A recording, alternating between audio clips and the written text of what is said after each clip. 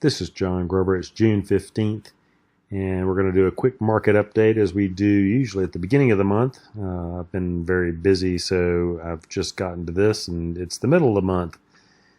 However, some of the developments that I was waiting for have moved along, and so it's actually been helpful to wait. So let's dig right in and see where we are.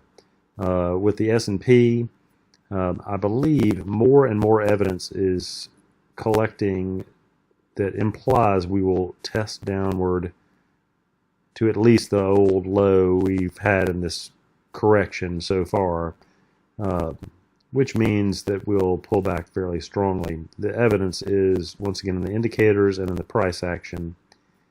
Things have been relatively weak, and once we do get a firm fill of this correction time frame, then I do believe we should have a new high in the S&P, just like we've had in the NASDAQ and the S&P 600.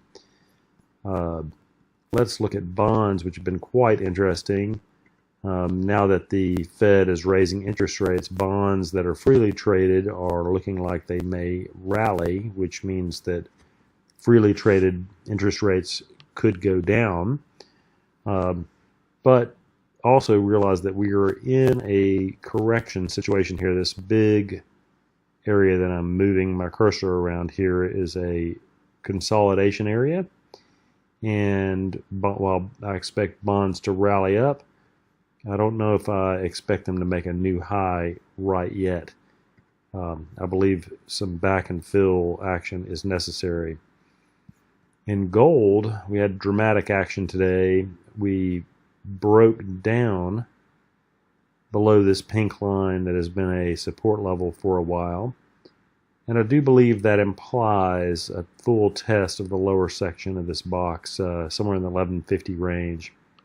If you look at the indicator, this indicator failed at this green line, and that has been an interesting spot. Let's just look here. In the past, in the 2013 era, where we had a strong downtrend in gold, it failed at the same exact green line.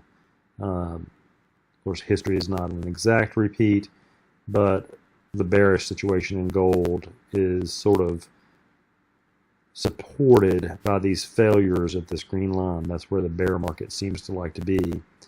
And before we get a full bull move again, I believe we need to have our indicator up in this upper level.